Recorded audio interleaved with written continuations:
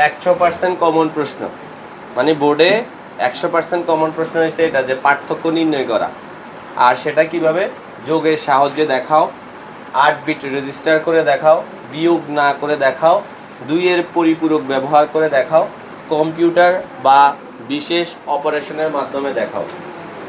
যদি পার্থক্যর শেষে এই 5টা লেজে যে কোনো একটা লেজ যদি থাকে তখন বুঝতে হবে যে এটা আমাদের স্বাভাবিক নিয়মের পার্থক্য না, সেটা হচ্ছে কম্পিউটারের মাধ্যমে আমাদের পার্থক্য নির্ণয়, যেটাতে আমরা 2 এর পরিপূরক ব্যবহার করে এই পার্থক্যটা কি করি? নির্ণয় করি। দেখো তুমি আর আমি স্বভাবত পার্থক্য বলতে বুঝি যে এখানে বলা হয়েছে কত 53 থেকে 27-এর পার্থক্য না, যে তুমি আমি পার্থক্য বলতে কিন্তু এটাই বুঝি, এর বাইরে কিন্তু অন্য কিছু না। আমি যদি তোমাকে এখন বলি যে 30 আর 50, মানে 50 আর 30-এর পার্থক্য কত, তুমি কত বলবা?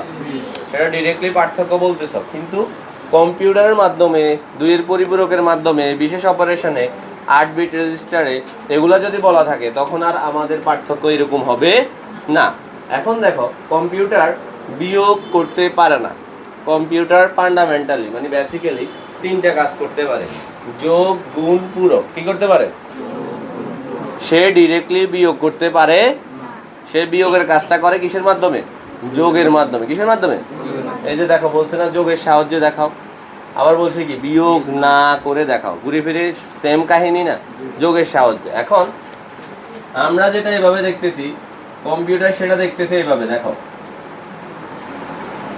ঘুরে ফিরে যে লাউ সে কদু না, যে একটা প্রবাদ বাক্য আছে না, যে লাউ সে, দেখো প্লাসে মাইনাসে কিন্তু মাইনাসে হইতেছে, কিন্তু সে এই বিয়োগটা করতে পারে না।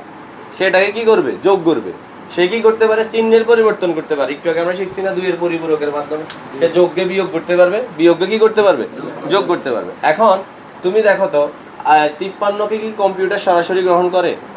27কে কি কম্পিউটার সরাসরি গ্রহণ করে? তাহলে আমরা এই দুইটার কি করতে হবে? কম্পিউটারের খাবার রান্না করতে হবে, তার বাইনারি মানটা নির্ণয় করতে হবে।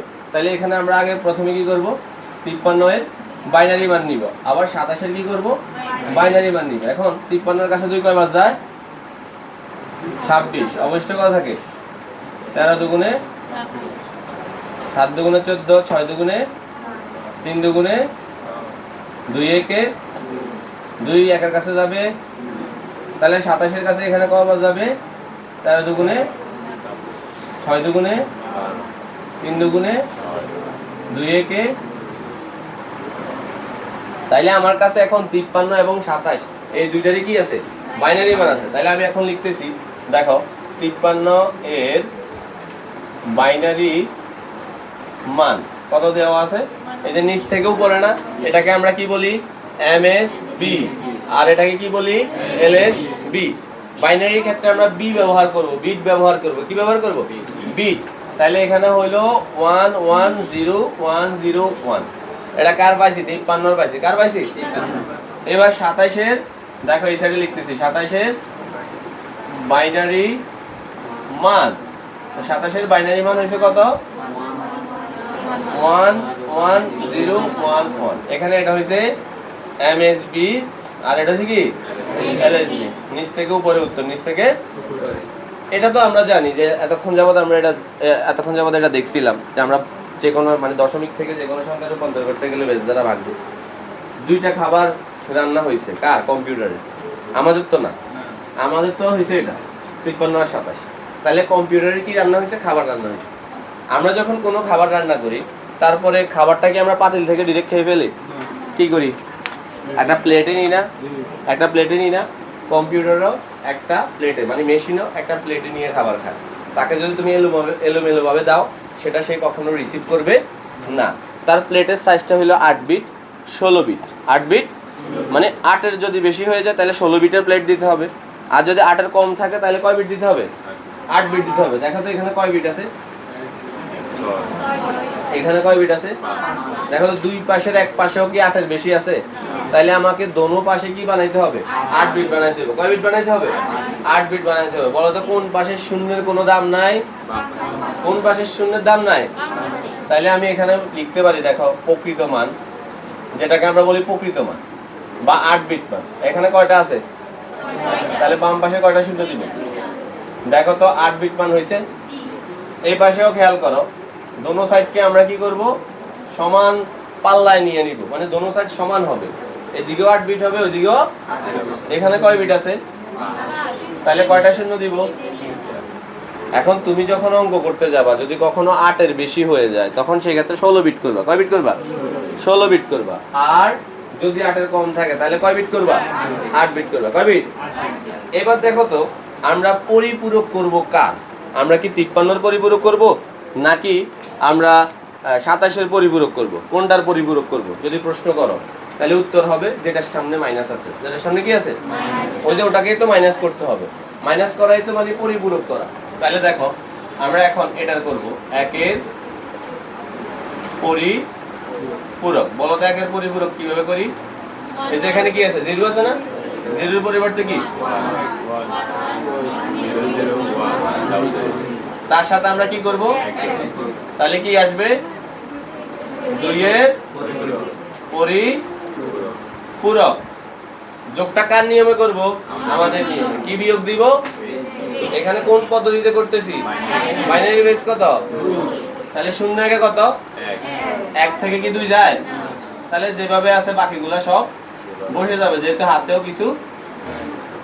পরিপূরক তো বুঝছো, একটু পর্যন্ত বুঝছো না? পরিপূরক তো একটু আগে আমরা দেখাইছি। যখন আমরা প্রকৃত মান থেকে কি করব? 1 এর পরিপূরক করব, তার সাথে 1 যোগ করব, তাহলে কি হবে? 2 এর পরিপূরক। শেষ। আর 2টা লাইন আছে আমাদের।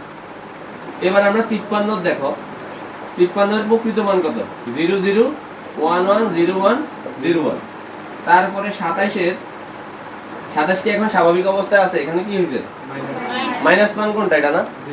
মাইনাস মান কোনটা? এই যে পরিপূরক করার কারণে তো 27 এখন হয়ে গেছে কি মাইনাস। এখন তার মানটা কি বলো তো? 1 1 1 0 0 1 0 1। তারপর আমরা টান দিয়ে এটাকে কি করব? যোগ করব। কি করব? যোগ কার নিয়মে করব? তারপরে কি বিয়োগ দিব? আর যদি বেস বিয়োগ না যায় হাতে কিছুই থাকবে না। আর বেস বিয়োগ গেলে হাতে কত থাকবে? দেখো 1 1 কত? 2 থেকে 2 গেলে হাতে আছে। আবার 1 থেকে কি 2 যায়? আবার 1 1 2 থেকে 2 গেলে হাতে আছে 1 এর 1 এর 1 1 কত? 2 থেকে 2 গেলে 2 থেকে 2 গেলে 2 থেকে 2 গেলে হাতে আছে। আর এই জিনিসটা তো আমরা ক্যালকুলেটরেই করতে পারি যে 53 প্লাস মাইনাস 27। 53 তাহলে কত থাকবে? 26 না? দেখো তো 26 থাকবে না? কত থাকবে? 26 টি 26 এ থাকবে। ঠিক আছে কিনা? এটা তুমি ক্যালকুলেটরে করলে পারবা। খেয়াল করো এখানে এখন কয় বিট হয়েছে দেখো তো। কয় বিট হয়েছে? কম্পিউটার যেরকম একটা সুনির্দিষ্ট রেঞ্জ নিয়ে সুনির্দিষ্ট প্লেট নিয়ে কাজ করবে, তার প্লেটের যদি অতিরিক্ত হয়ে যায় সেটা সে কখনো গ্রহণ করে সেই মান কখনো গ্রহণ করবে না। আর এটাকে বলা হয় এক্সট্রা ক্যারি বিট। গণনা করা হয় না। এটা আমরা লিখে দিলাম যে এক্সট্রা ক্যারি বিট গণনা করা হয় না। তাইলে দেখো তো এই একটা যদি বাদ দিয়ে দাও তাহলে এই শূন্যগুলোর দাম আছে।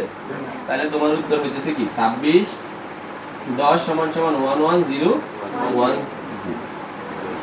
এটাই হয়েছে তোমার 2 এর পরিপূরকের মাধ্যমে কি করবা? পার্থক্য নির্ণয় করবা।